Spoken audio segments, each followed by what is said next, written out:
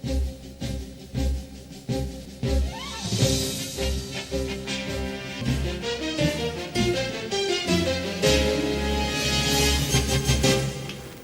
lagi di Special Talk Show. Nah, memang pada sejarah Islamnya sendiri memang sudah ada bahwasanya pajak ini dalam bentuk upeti ataupun semacam tukar barang mungkin ya juga ya Prof ya? Ya, yang jelas itu adalah pungutan dan beban serta kewajiban dari warga negara terhadap negaranya.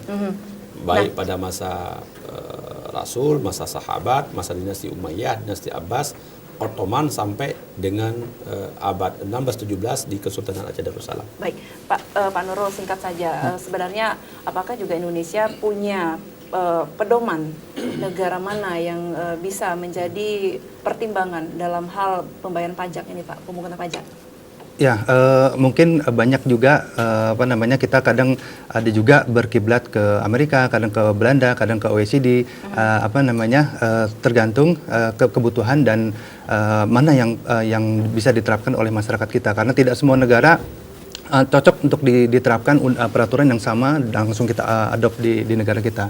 Mungkin sedikit kata akhir dari saya, masyarakat Aceh dengan segala kebesaran sejarahnya sudah membuktikan bahwa masyarakat Aceh sangat cinta kepada tanah air NKRI ini. Terbukti di awal-awal kemerdekaan, seorang ulama yang sangat dikagumi yaitu Tengku Daud Bereh,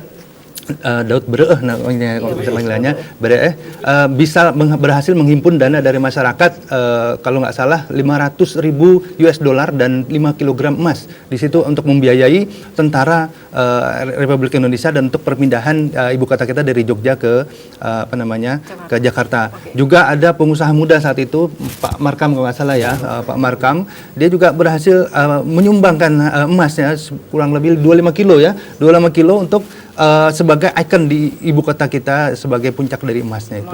Monas sendiri ya. Itu harapannya untuk pajaknya sendiri, Pak. Harapan untuk pajak sendiri untuk masyarakat Aceh, ya kita semua menyadari bahwa pembangunan itu tidak akan bisa berjalan tanpa adanya dana. Tadi Pak Prof sudah sangat tuntas sekali membahas masalah pendanaan dari sisi zakat, dari sisi pajak juga ikut menambahkan.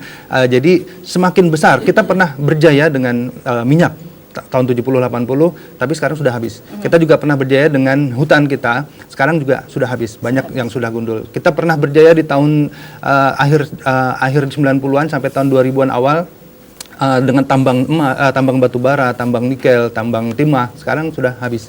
Sekarang tidak ada, kita kalau hanya menggantungkan pada sumber daya alam saja, kita tidak bisa mengumpulkan dana yang begitu banyak, yang begitu besar yang dibutuhkan. Kalau kita tutup dengan utang, sampai kapan kita harus mengutang, sampai seberapa besar utang itu, dan itu akan membebani anak cucu kita juga akhirnya gitu. Baik. Terima kasih banyak untuk Bapak. Terima kasih. Pak Prof, singkat saja harapan Anda terhadap masyarakat Aceh memandang pajak dalam ruang lingkup Islam ya Pak? Ya, pertama pajak itu ada nilai kemaslahatan dan kebaikan bagi semua umat manusia. Kalau kita beranjak dari falsafah ini, maka setiap apa yang kita keluarkan, yang kita beri niat ikhlas untuk membantu, untuk mewujudkan masyarakat yang adil dan sejahtera, adalah nilai ibadah. Jadi oleh karena itu, kalau kita berniat mengeluarkan pajak demi terciptanya keamanan, demi terwujudnya keadilan, demi terlayanannya kesehatan dan pendidikan bagi masyarakat secara menyeluruh, itu merupakan anjuran dari ajaran agama dan itu bernilai ibadah kalau kita niatkan secara ikhlas. Tentu apa yang kita kerjakan itu sesuai dengan kemampuan yang kita miliki. Allah sendiri tidak akan membebani seseorang di luar batas kemampuannya. La yukallifullahu nafsan illa wus'aha.